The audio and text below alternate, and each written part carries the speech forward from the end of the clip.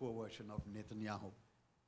I thought it was the Pakistanis who bought from Temu and Indians bought from Amazon or, one of the bigger markets. So just wanted to address that, and if you can also tell me during your discussions, if you have sensed on the Hill, if you have sensed more pressure on India, on your delegation to buy more arms from United States, because the Commerce Secretary was fairly transparent that he wants us to not buy from Russia, buy stuff from the United States. So if you can. Well, thank you. Bhutto has been calling his delegation as a peace delegation, and it is quite ironical that Pakistani delegation, is speaking the language of peace. It's like the devil quoting from the scriptures. For a country that is trying to create fake heroes by promoting failed generals to field marshals, they don't know what true leaders look like. Of late, Pakistan has been surviving on cheap Chinese imports, including their military hardware, which spectacularly failed in the battlefield. So perhaps it is hard for them to digest high quality, high caliber military hardware as well as strong democratic leadership on the other side of the border. So I wouldn't fault Mr. Bhutto for the comments that he made.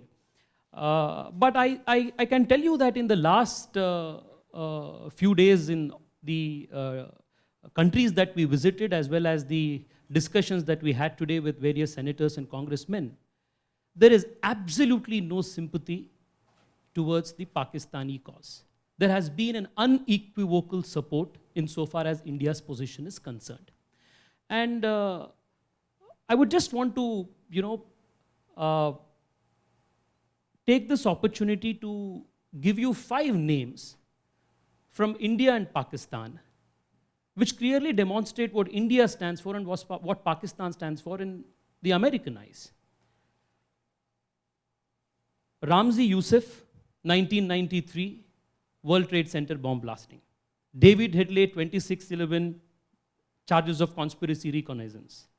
Abid Nazir, March 2015, conspiracy to bomb targets in Europe, US, work with Al-Qaeda.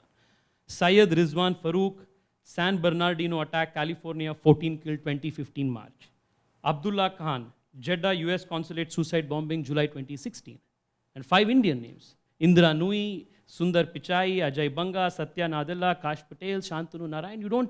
I don't have to give an explanation or an introduction to any of these. This is as stark a difference as it can be between these 2 countries. So Mr. Bhutto's 2-day adventure here, 2-day a trip here will not wash away this proven track record of Pakistan.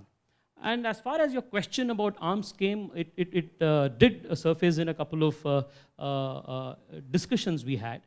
But we made it very clear to the Americans that unlike Pakistan, whose bulk of armament and military hardware, 81% comes from China, India's military hardware is not only growing indigenously, but is also very diverse. We have, military hardware that we purchase from the United States, from France, from Israel. So we have a very diverse set of countries that we purchase from, with whom we have tactical and strategic partnerships. There is only one country that has perhaps the highest, it's like a vassal state, 81% of their military equipment comes from China. Thank you. Yeah, good evening, Dr. Tharoor. Yeah, this is Vishnu from South Asian Herald. This delegation is engaged with several countries over the past week. What has been the nature of response from leaders in those nations, and what key messages or outcomes emerged from these interactions? And also my second question is, were there any... I've answered the first one, okay. That was my statement. Yeah. I mean, I've already answered it. No, but what's your second one? The second is, were there any notable moments or engagements during this trip that stood out to you, either symbolically or substantively? Thank you. Well, symbolically, I'd say that in every place we've gone to, including here, where we'll do it tomorrow, we have been paying tribute to the statue of Mahatma Gandhi. What's striking is that there is no capital, it seems, where there isn't a bust, at least one, if not 2 or 3 in the capital city, hailing Mahatma Gandhi. And it's a reminder to the world that we are a land of peace and nonviolence. We don't desire war, we don't seek it. But if it is thrust upon us, we will face it with courage. And Mahatma Gandhi taught us all not to live in fear, and we will not live in fear. So that symbolically would be the one part of your question. Other memorable moments, I think it'll be invidious if I pick out any particular meetings, because all the meetings have really been very positive. I think of several of them when I do so, the extraordinary warmth of the reception we got from the entire Guyanese establishment. We met the president. We met the former president, who's now vice president. We met the prime minister. 11 members of his cabinet attended a dinner in our honor. We met the speaker of the National Assembly. It was extraordinary. The entire establishment of Guyana met us and gave us immense support and respect. In Panama, it was striking. I think we often joked about this amongst ourselves, that one of the things the foreign minister wanted, after he had already publicly expressed support for our stand on this particular conflict, was to have an IIT. He said, when can you bring an IIT to Panama? That was what, so India is seen in this very, very broader, much broader light. In Colombia, we had terrific interactions right across the board. And again, what was striking with the government of Colombia was that when they spoke to us really as people they wanted to get to do more with. We had, for example, a think tank called the Colombia Council of International Affairs, which had a wide variety of people. They had academics, journalists, business people, entrepreneurs, bankers, the whole cross, and they're all gung-ho on India. I mean, for us it was, I suppose it wouldn't be right to call it a revelation because we sort of intuitively knew that India had a certain standing, but it was for us a sort of rediscovery of how much India and India's participation in their economies and their growth and their desire to work with us comes right across. Brazil, I mean, we had really back-to-back, the vice president of Brazil, the president was away, was so incredibly warm and friendly. And again, the same thing. He had been governor of Sao Paulo earlier. He recalled an Indian company opening a big aluminum plant in his state. He wanted us to come and do more. Again, he wants to come to India. He wants Indian businesses to come. I can't tell you everywhere we went, it's been like this. I think for us, what has been gratifying is the sense that not only did we get our message across, which was the mission, but we also discovered through our presence a reaffirmation of the value of India to the world and the respect in which India is held and the potential that India is seen to have for each of them. That would be the answer to your question. Can I just add two quick personal moments? One was when we were hosted at the National Day of Guyana, and in one of the songs, unbeknownst to us that we would be in the audience, Rabindranath Tagore featured, which was very nice. The second moment was when a congressman in Colombia told us that he was so much involved with Vedic thought, yoga, that he has gone to India to get his marriage done, and he was actually wearing a Janeu as we spoke. So the reach of India culturally is far beyond we imagined.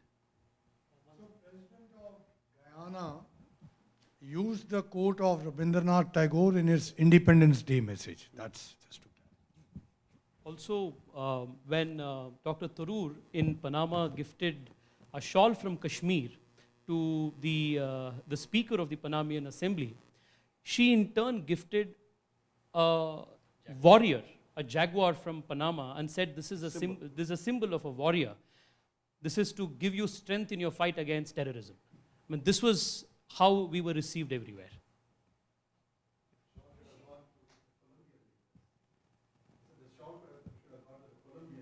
What? Oh no, yeah. Well, in Colombia, as you know, they had issued a slightly disappointing statement at the time of Sindoor, in which they issued heartfelt condolences to the victims in Pakistan, quote unquote, and we were taken aback. And it so happened, unusually, that we began our visit to Colombia with a press conference.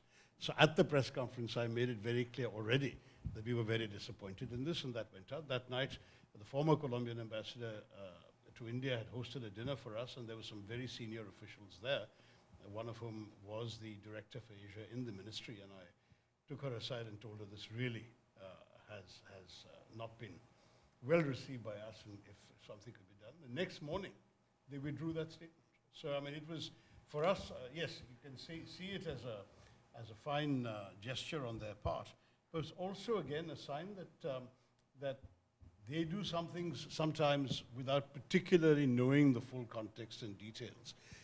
Everyone is in favor of peace, and if you're far, far away from a particular conflict, you will tend to just issue something fairly routine, and then when you have the context explained and the whole circumstances explained, you could see the better of it. And I think that was, again, one of the benefits of this delegation going out. Because if we hadn't, that might have been the last word on the record in Colombia. Dr. Tharoor, Rishi Iyengar from Foreign Policy magazine. Hi. So India, as was mentioned earlier, there's a Pakistani delegation also in town here. India's always treated the Kashmir issue and everything around it as bilateral. That's right. Whereas Pakistan has wanted to internationalize it. How do you square that idea with sending out delegations such as yours to engage and frankly internationalize the issue in a way? No, it's not internationalizing. It's actually, each delegation is functioning in the spirit of a bilateral dialogue with the country concerned. And every time that anybody asks, and that includes on the Hill, will you talk to the Pakistanis, or would mediation help so you can promote dialogue? My answer is, our answer is very clear. We cannot talk to people who are pointing a gun at our heads. And frankly, until and unless there is a serious effort being made by Pakistan to dismantle the infrastructure of terrorism, to arrest some of the well-known figures who are on not only the United Nations Committee's list, but even in the US State Department's designated terrorist list. If they can't be arrested, if their bank accounts can't be frozen, if their training academies, training camps can't be shut down, if all of these things won't be done by Pakistan, why should we talk to them?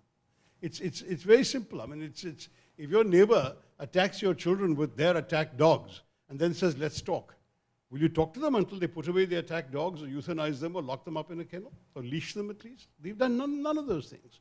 So for us, the message was very clear. No, we're not going to talk. And the reason we're not going to talk is because of the way they're behaving, not because we don't like to talk. I often say we can talk to Pakistan in practically every language they speak there. We have no shortage of, we don't need a third party to come between us and help us talk to them. But we won't talk to them until they give us some indication that they're worth talking to. I pointed out the entire experience of 2003 to 8, which was the peak of dialogue between India and Pakistan. Relations were good, there was open dialogue going on, and there was back-channel talks between Prime Minister Manmohan Singh's envoy and General Musharraf's envoy. In 2008, President Zardari's government came to power on a pro-peace with India platform. His foreign minister, Shah Mahmood Qureshi, was in Delhi on the day of 26/11 to sign a liberalized visa regime with India. What happened?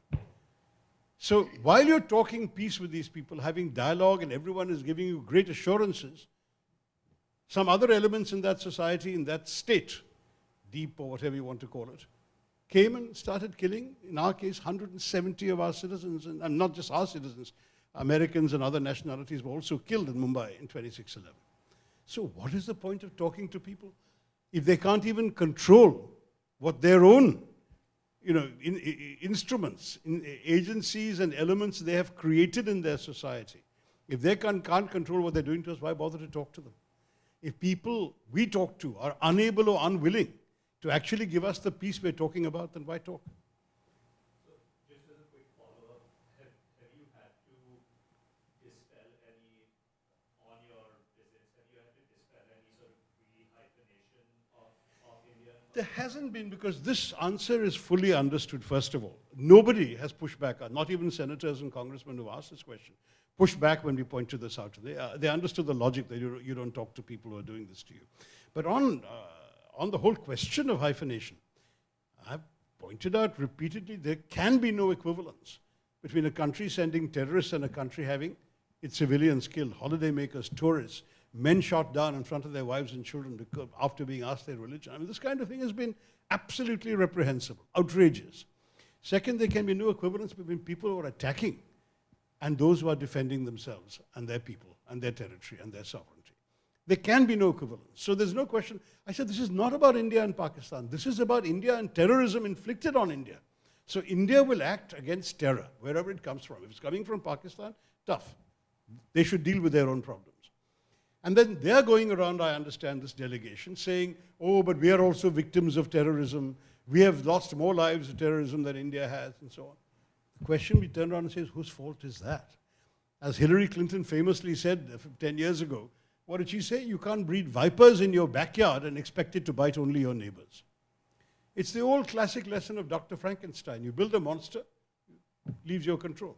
That's why they're now getting terrorist attacks by the Tehreek-e-Taliban Pakistan. But who created the Taliban from which the Tehreek-e-Taliban broke off?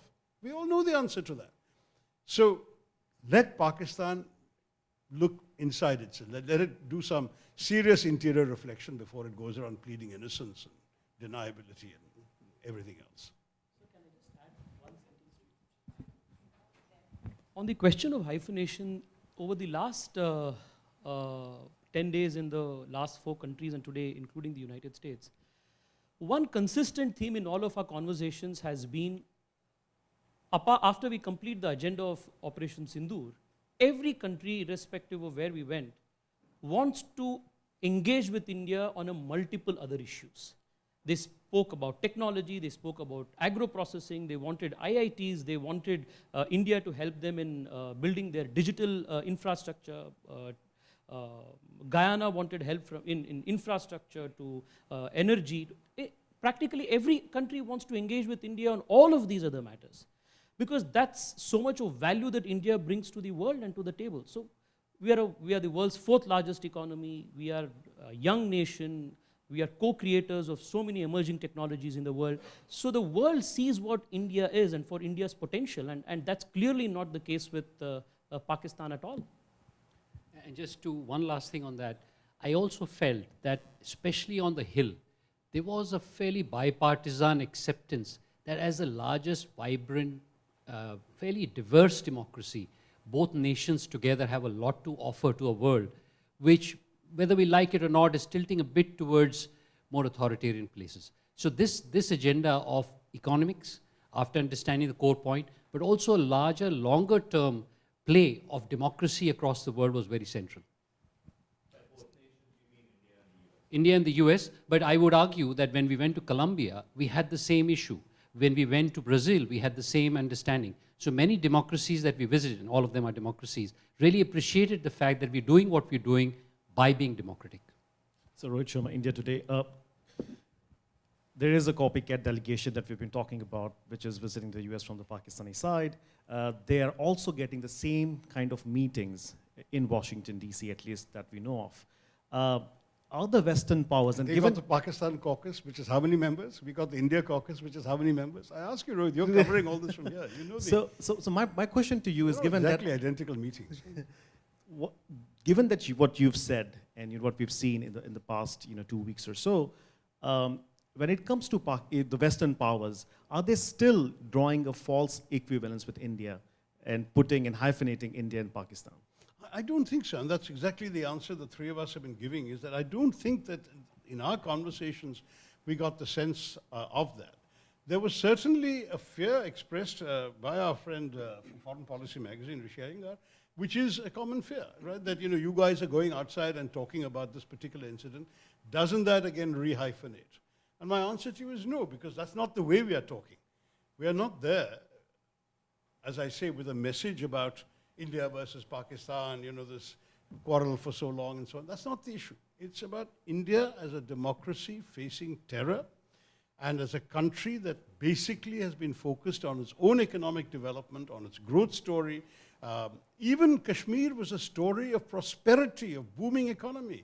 I told the Americans we had more tourists in Kashmir last year than Aspen, Colorado receives. We had a 100% increase in the first 3 months of this year from the first 3 months of last year. This was what Kashmir was all about. There's prosperity around. Kashmiris are getting money in their pockets from Indian tourists coming. This is the kind of thing these terrorists are trying to target. So it is undermining the India growth story, undermining the Kashmiri economy, trying to promote alienation. Why do they go around asking people their religion and shooting them? And then when one horrified wife screamed, "Kill me too," they said, no, you go back and tell them. They wanted a backlash from India.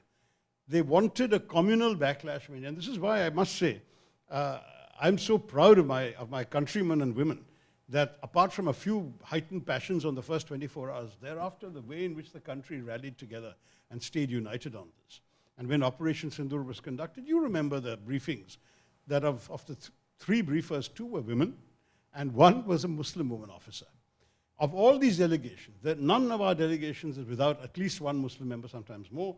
Sarfraz Ahmed is with me here, and he can speak very, very openly about the fact that this is about terrorism. It's not about religion. It's not about communal issues. It's not about bilateral India-Pakistan historical antecedents, whatever. It's pure and simple about one set of people using terrorism as an instrument of state policy. And the world doesn't want it. The world doesn't accept it. The world doesn't think this is a technique anybody should be allowed to use.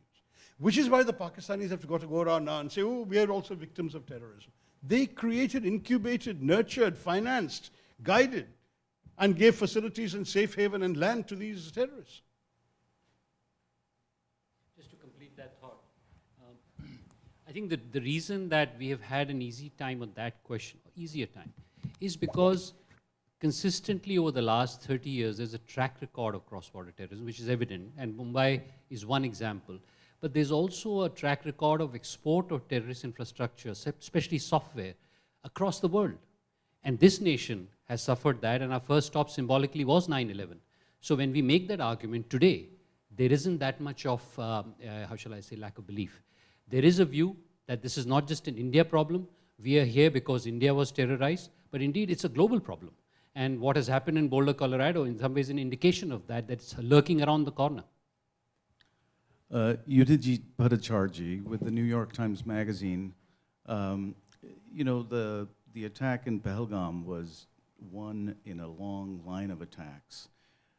And one thing that's happened every time there's been a terrorist attack, like Mumbai, the one in Pathankot, the one in Pulwama, the Indian government has come out with evidence, you know, maybe not immediately, but after a while, that show 2 things. One, that the perpetrators were Pakistani or they were, you know, funded by the Pakistanis.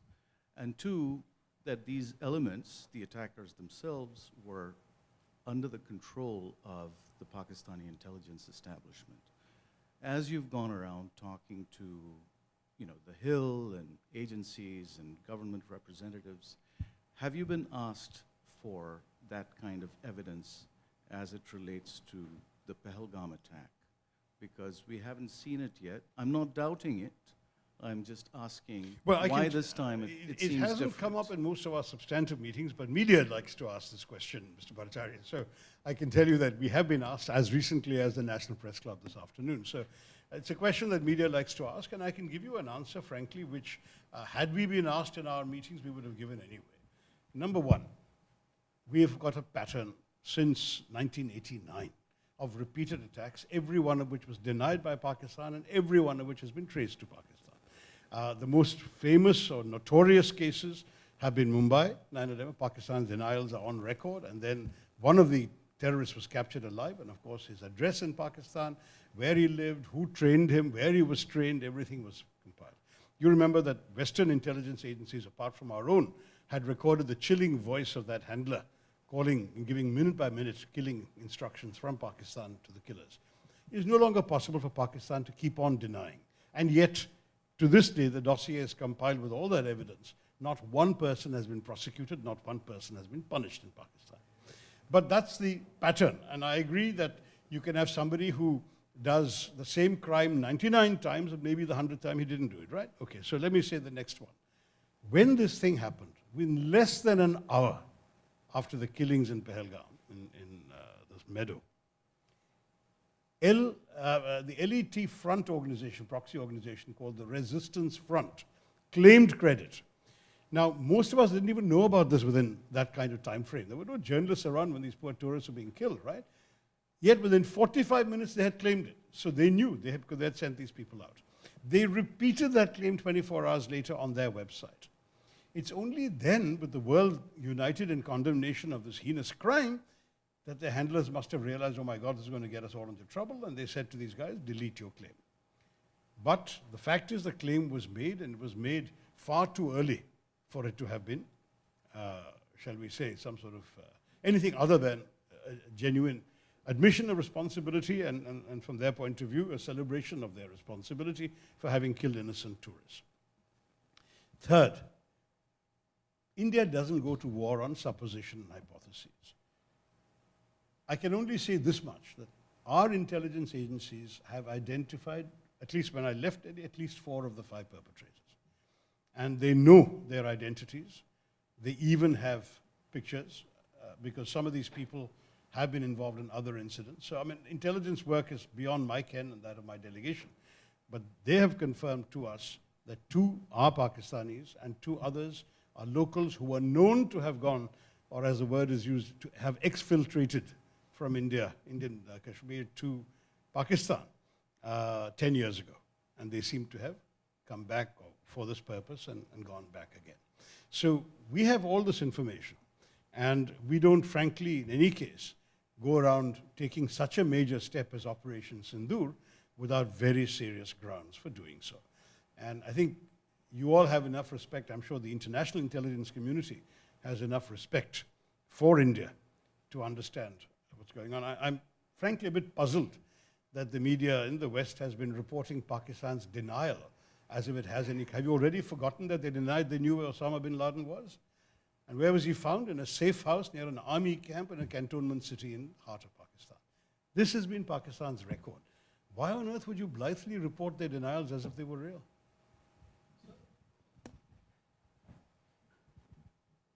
I want to ask a question on this evidence thing. Evidence to the satisfaction of whom?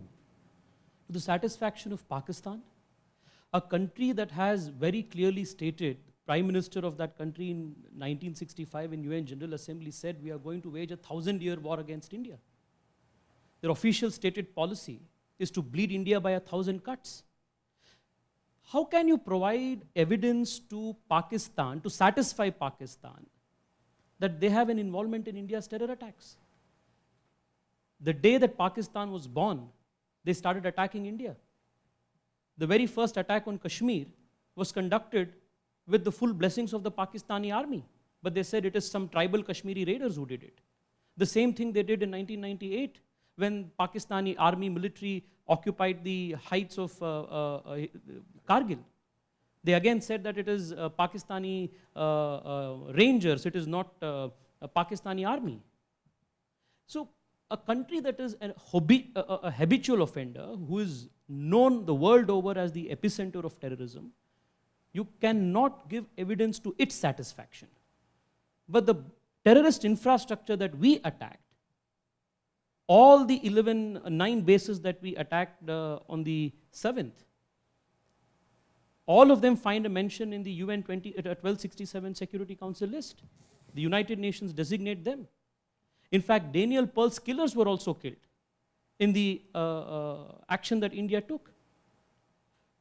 So the whole question of asking for evidence to prove Pakistan's involvement to the satisfaction of Pakistan is absolutely puzzling. I'd also say that the 2 strikes, especially Bawalpur and Muridke, you can very clearly see that they are terrorist training camps. So this evidence exists from before as well. Dr. Tharoor, Yoshita Singh with Press Trust of India. Thank you for this briefing. There's a lot of talk about Pakistan and the UN, and Pakistan is a member of the UN Security Council. This year, it will chair the Taliban Sanctions Committee and will be the vice chair of the Counter-Terrorism Committee of the UN Security Council. How do you see that? I mean, what do they bring to the table? And also, what does it say about the UN? Thank you. It says about the UN that countries take turns. To be honest, even being president of the Security Council, when I was at the UN, there was a story going around about how a particular president, an ambassador of a fairly small country, couldn't sleep at night. His wife said, "What's the matter?" And he said, "Darling, don't you realize from tomorrow I'm president of the world?" And the fact is that his country got it by alphabetical order. It's as simple as that. There's nothing more than that. And many of these positions are rotational. I want to tell you that there is a number of there are a number of UN institutions and committees. And so one shouldn't exaggerate. All the members of the council automatically belong to all these committees, and chairmanship rotates. So you've got the Counterterrorism Committee established under Resolution 1373, it's known as the 1373 Committee, which requires states to criminalize acts associated with terrorism. I think that's the one that you may have been asking about. There is also a whole series of other committees established, 1267, which you mentioned, 1989, 2253. All of these were specific to certain groups. So one was about ISIL or Daesh, one was about Al-Qaeda, one was about Taliban, and so on. I think it's the Taliban committee these guys have got. I don't know what the feelings of the Afghans are about this, but there you are. Then there is a committee pursuant to Resolution 1540, and that one deals with preventing non-state actors from acquiring, developing, or using nuclear weapons. It would have been really funny if Pakistan had been given that particular chairmanship, but that at least mercifully has not happened. I mention all this not because there's any particular significance to them. These are committees that meet, they review submissions. If any country were to give a submission about the Taliban, it'll be discussed under the chairmanship of Pakistan. But to the best of my knowledge, and I've been gone from the UN for some time, they all work on consensus. So there is no way that the chairman, whoever it may be, can get a particular point of view through or get something accepted or rejected merely by virtue of being chairman. The others will weigh in very heavily, and we are not exactly friendless in the Security Council and therefore in its committees. It is quite interesting that I will not name the two countries, but two countries and fairly senior leaders themselves, suo motu, said that we should have a permanent role. So this whole idea of Security Council that we've been saying, what was very interesting for us, that other countries are thinking the same about India, which is a very helpful thing. So we're closing on the last 5 minutes, only 2 last questions. No, Taranji, please. We can extend a little over the time, it's all right. No, I was just amused at your comment on the UN. I think it also implies that how seriously Pakistan will take terrorism, and especially in its responsible position they are given. And it also talks of, you have a very high-powered parliamentary delegation led by Mr. Bhutto. How much authority and power has the General or Field Marshal Sahib has given him? And they're not only parliamentarians, a couple of former foreign secretaries and so on. It's not a parliamentary delegation, a Pakistani delegation. So last 2 questions, Yashwantji and then Anilji. And I'm sorry, second round is not possible. We are going to run short of time. Neha, thank you so much. Delegation, welcome to DC, and hope you're having a good time. My question is to you, Dr. Tharoor. You spoke about the complete understanding that your delegation received in your travels around these 5 countries. The phrase you used was batting average of 100. So what was their response to what you said about the Pakistanis and their roles, continued role in cross-border terrorism? Was there disbelief, or they said, oh, of course we know this, you preaching to the converted? What were their responses? And I'm not just talking about the US, because everywhere we went, the points we made were all, shall we say, clinching. Everything that I've said to you today is incontrovertible. There's nothing here that's either controversial or challenged, or everything. I mean, where was Osama bin Laden found? Who did Mumbai? Who has conducted these other attacks? Which agencies, if you can call them that, which terrorist organizations and individuals are listed in the UN committee?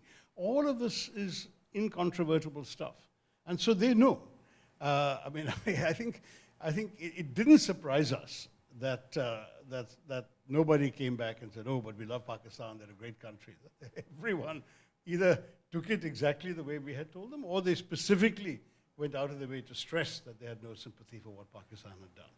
But at the same time, as I say repeatedly, this is not about Pakistan. And frankly, we don't care one way or the other what Pakistan is doing to itself. We do care about what Pakistan is doing to us and to our citizens. That's all the only issue is. So stop terrorism, and then you can be who you want to be, do what you like, do what you want, shop at Temu as much as you like. But the fact is, don't bother us, leave us alone. I mean, that sort of thing is the message. So, you know, we are not going around asking for sanctions on Pakistan or whatever. We are basically saying, if you want to talk to the Pakistanis, tell them, why do you give safe haven to these terrorists? Why do you allow them to function? Why are you permitting this kind of activity against your neighbor? Those questions you ask. Don't ask us otherwise. You know, this didn't happen from the heavens. It happened from one particular place, and that was Pakistan. Sir, I'm Anil Dagrakar from Pudhari newspaper and Pudhari TV news channel. Sir, how do you see these briefings impacting India-US relations, especially in terms of counter-terrorism efforts? You mean India's counter-terrorism efforts? Or no, the briefings, how does it impact India-US relations? India-US relations? Yes. Well, I think that you all sitting here will be in a better position to judge. It's part, for us, it's one more element in a very large and wide-ranging relationship. It shows that we are giving the US the respect they deserve and giving them our side of the story, in answering any questions they may have, offering any clarifications they may have. And at the same time, from our point of view, this is a relationship that matters way beyond this particular issue. And I think, as all my colleagues have also been pointing out, that's the spirit in which these folks have also approached it. They are showing us solidarity, they're showing us understanding, and equally they want to talk about much bigger things and many, many other matters.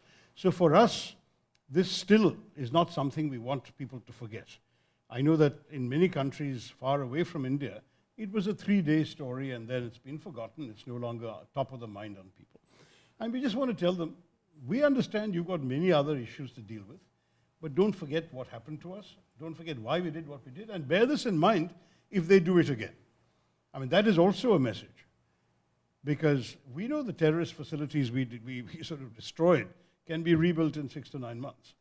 And if they start this game again because Pakistan enables them to do so or wants them to do so, then they should be prepared. I mean, our Prime Minister said very clearly, Operation Sindoor is not over. Doesn't mean that we are attacking anybody. It just means that if terrorism resumes, so will our reaction resume. If they hit, we will hit back, and we'll hit back very hard. If they leave us alone, we'll be happy to leave them alone. We have no desire to do anything else.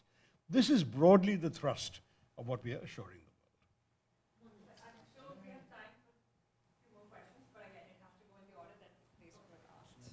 Hi, Dr. Tharoor. Moving away from Pakistan, did the issue of trade surface in your discussions with lawmakers on the Hill?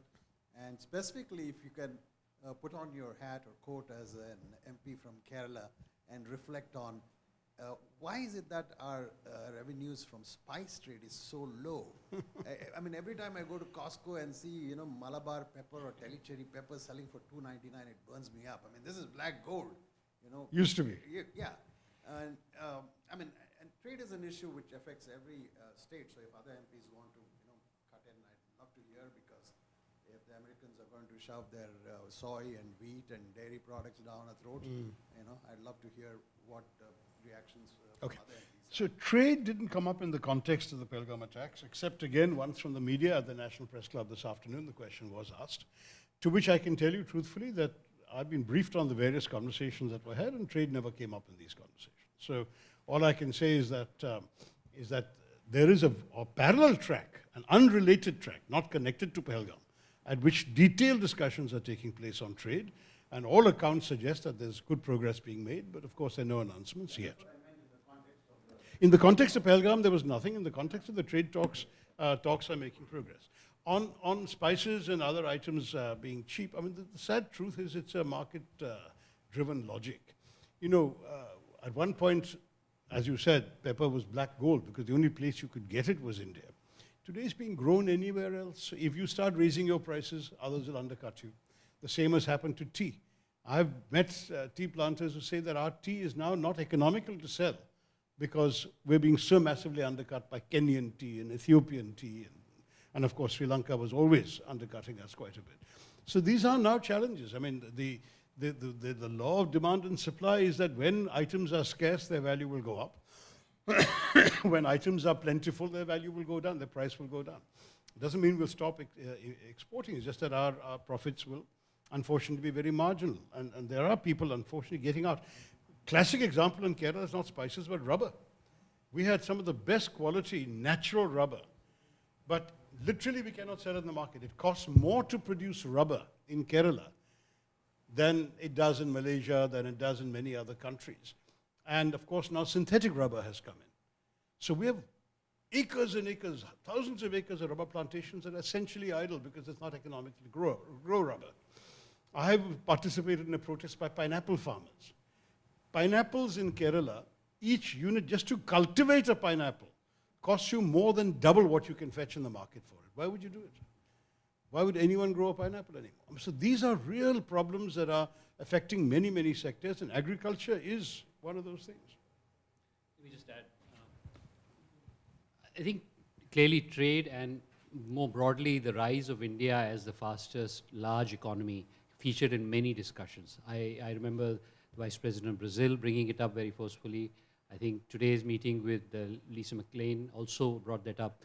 And I think it's clearly about the current, may I say, volatility on trade as to where it'll finally land. That's one aspect which I may not want to comment on.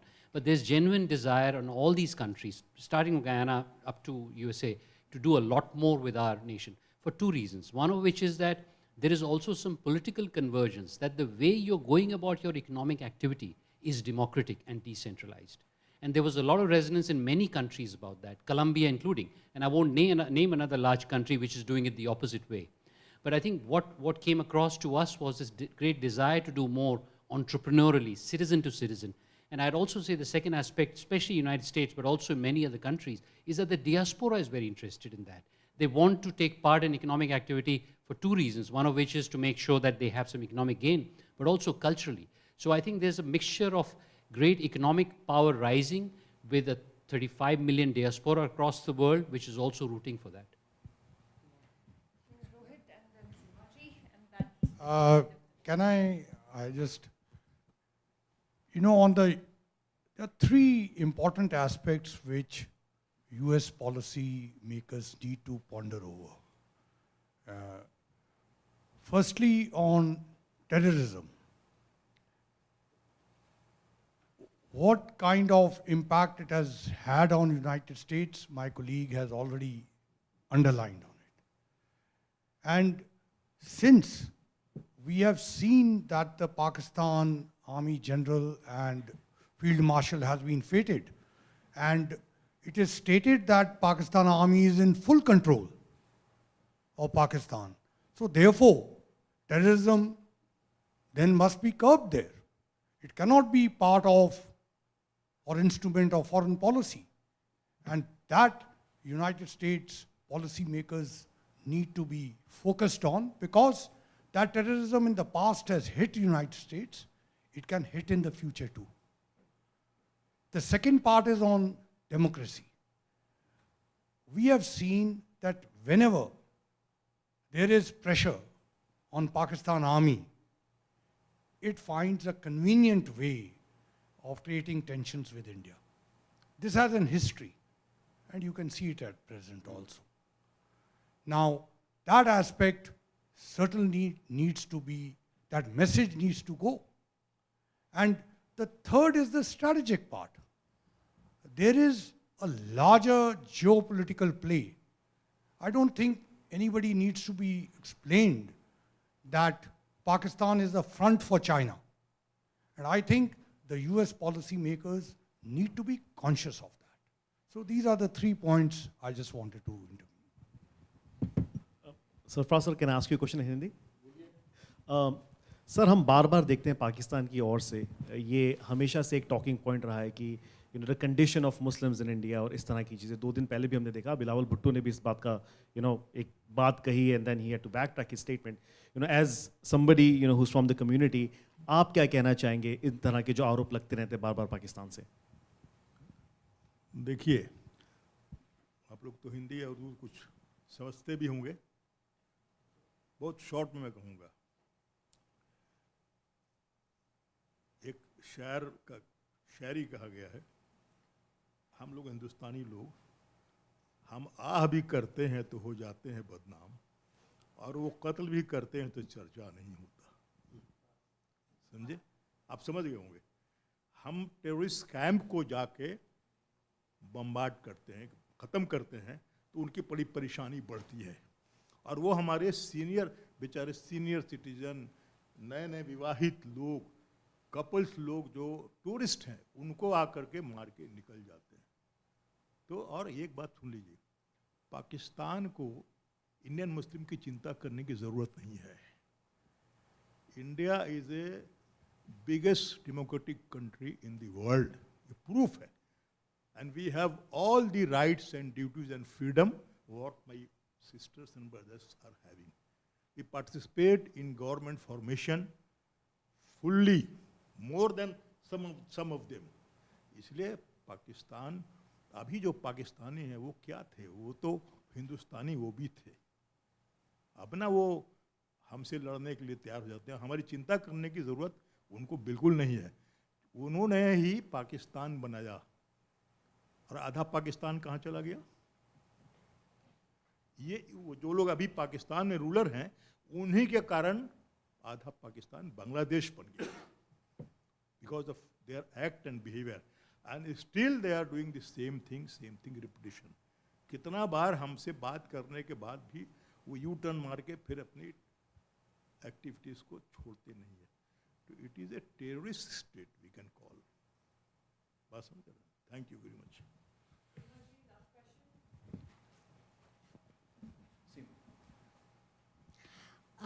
Since nobody's addressed the elephant in the room. Oh my God.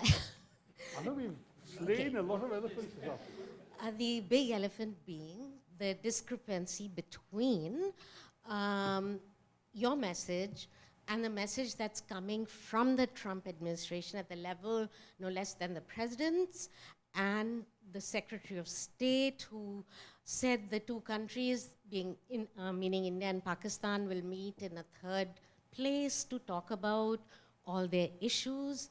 So that's one question. Are you meeting anybody in the executive branch? Number two, what's your read on why the American establishment can't get this message about the vipers and that China's front is Pakistan, etc. Where is that gap, and how do you plan to fill it? Yes, most definitely we're meeting people in the executive branch. Every country we go to, it's been the executive branch, the legislative branch, think tanks and policy wonks, and media. And of course, there were some public interactions such as with diaspora groups in some countries where there's a significant diaspora, bigger or smaller interactions. And we're going to do one tonight, as you're probably aware, since you're all part of the diaspora. So that's the range of things. We've got 2 more days in Washington. Some appointments are still being finalized, and when they are, I know the embassy will certainly share with you the information. But you know, the quality of the appointments we've had on the Hill today augur very well for the way in which our mission has been received, and certainly we couldn't have literally had a better set of interlocutors on the Hill than the ones we had today.